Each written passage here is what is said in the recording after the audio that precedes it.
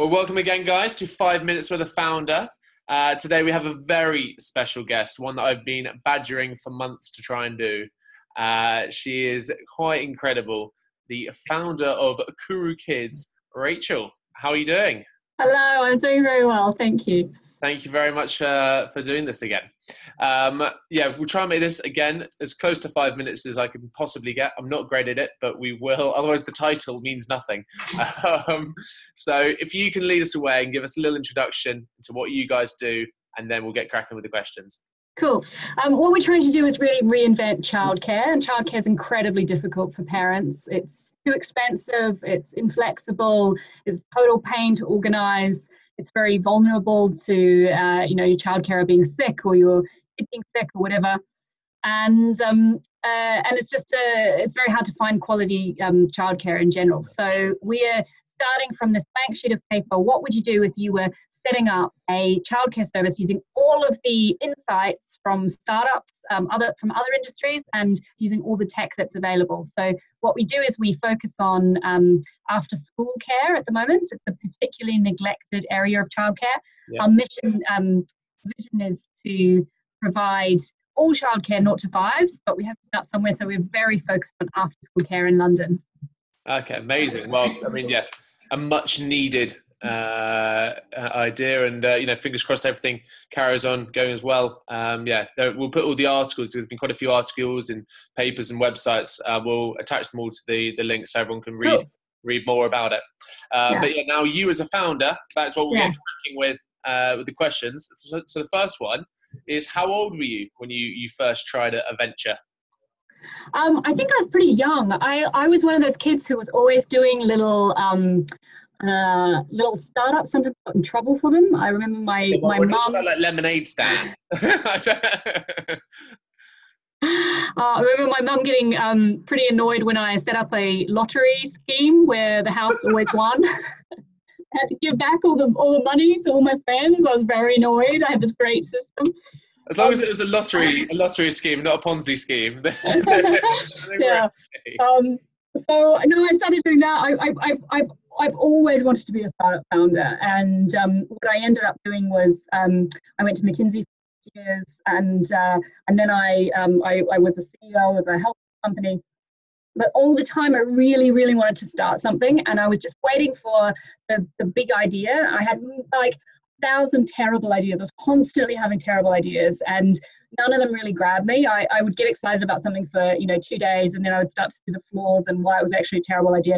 And it was only when I happened upon the idea that I am now working on, that it was the first time that I didn't get bored of it, and I didn't see all the flaws after a few days. The more I thought about it, the more excited I got. The more I worked on it, the more I thought someone has to do this. Do you think founders? Do you think people are born as founders, or do you think you can evolve into being a founder? I mean, the way you're talking. Definitely.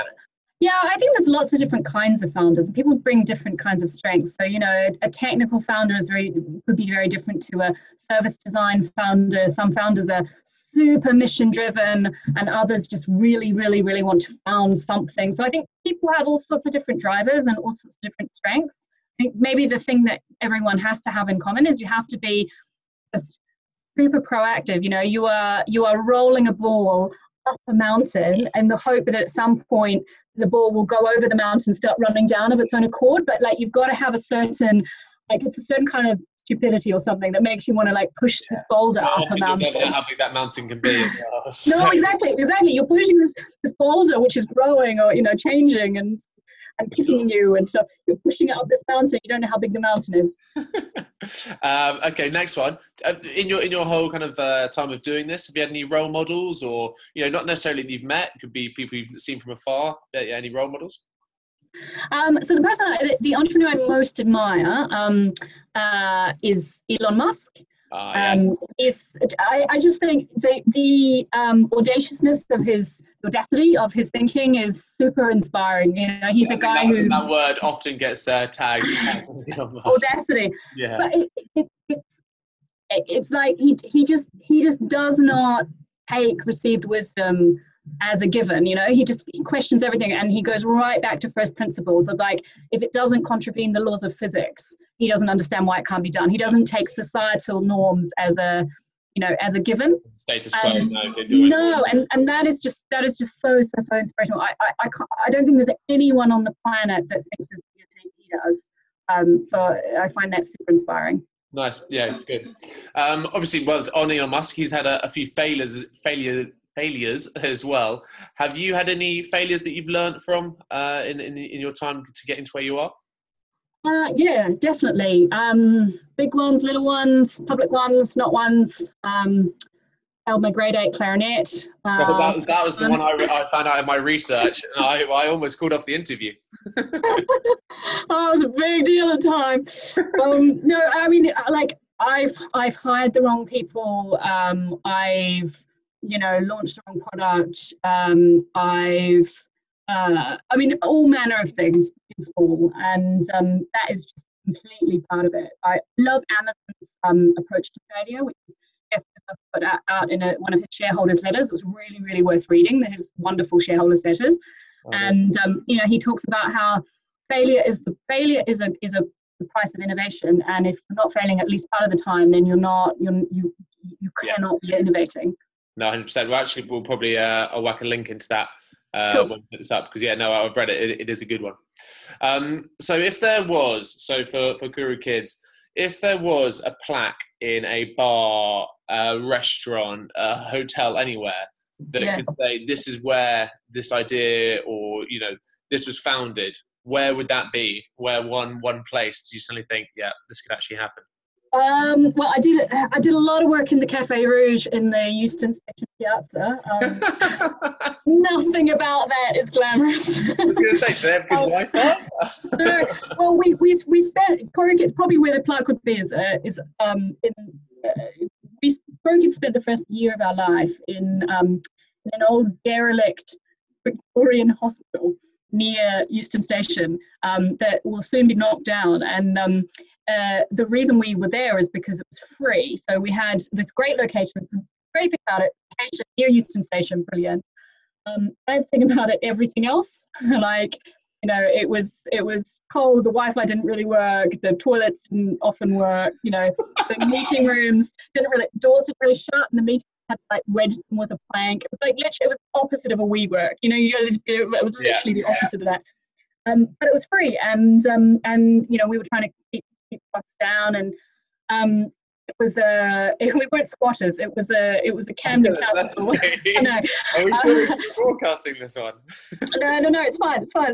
No, it was a wonderful Camden Council initiative, and when you hear about it, you think, well, why is not every council should be doing this? But basically, they said, here's some space no one is using. Here's a building which is about to get knocked down, not because it's structurally unsound, but there was a HS2 rail link being built through the middle of London. It's in the path of it, so it's going to get knocked down, but it's not going to get knocked down for about 2 years. So why don't we just let startups be in there? And you think, well, everywhere, every council should do this, and there's tons of empty space, and just give some startups some free space. So that would be where our plaque would be. Amazing. That's actually very true. I hadn't actually really thought about that. It'd be good to investigate that a bit further. Just so on this actually moves quite nicely on to the next question, because it's about to say what's good working Kurokids. Presumably the toilets are working better now in the latest offices. Amazing. I mean, I see you're hiring. If you're going to be attracting people, we have toilets, guys. We have toilets. It's fine. No, so we really are now somewhere that is. When we first arrived, we were like, this is nice. This is so nice. We're now working in a very, very lovely co-working space. It's got a gym. It's got snacks. It's all good. It's very nice. Oh, nice. Yeah. How many people are you now? So today, I think we're about 22. We are growing very fast. We had 4 new starters on Monday. Wow. And yes, and we're I'm spending about half my time recruiting at the moment. So we're growing very fast. Cool. Well, hopefully people will see this and, get their resumes over to you.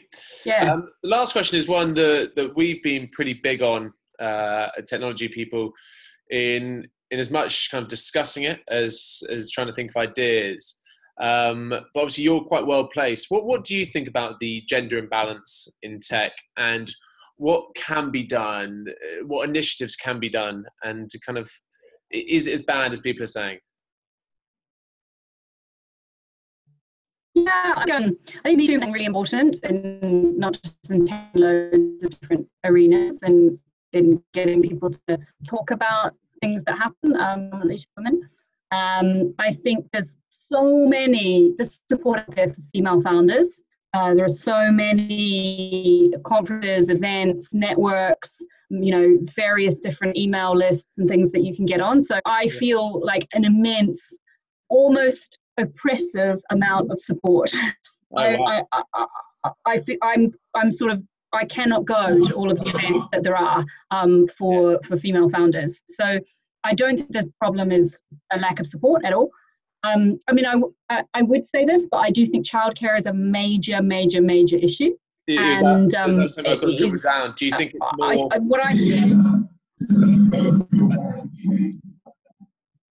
I was going to say, yeah. Do you think it's more initiatives like yourselves that could actually be more beneficial in the long run in allowing it to proceed? Yeah, I think one of the things that's happened over the last 5 years is employers have started to really offer more flexible working and really move their employment practices. Of course, for founders, you're working all the time anyway. So, it's flexible, but flexible just means you can work all the time from anywhere. But in both cases, whether you're a founder or an employee, I think the challenge that a lot of parents have is finding the childcare that enables them to actually do what they want to do. So this isn't. I mean, one thing is this doesn't have to. Parents is not women, right? Like that doesn't have to be a gender. That's not necessarily a gender thing, in theory, but in practice, it usually is. Yeah. So what we do with Kurokids, it doesn't need to be just about women, but 95% of the people that contact us are moms. So I do think childcare is absolutely vital in helping women, do whatever they want to do, whether that is being a startup founder or being an employee or whatever. Definitely, yeah. Well, I think just on something that I've noticed is that in tech, if we want to try and address the imbalance, use tech to help it. Literally use all that we've got at our disposal to help with the imbalance. Amazing. Like I said, I'm trying to keep this to 5 minutes. We've already gone over, but it is amazing to hear your story. I think what you're doing is fantastic. I myself have 11 nephews and nieces. So I know how much my brothers and sisters have found how difficult they found the childcare. So I'll be passing it around to them for sure, and we'll put all the links with this interview, so everyone can get in touch, whether it be nannies wanting to work, whether it's parents wanting to get involved with it, and best of luck with everything in the future. Cool, thank you. Brilliant. Thanks very much, Rachel. All right, cheers. Cheers.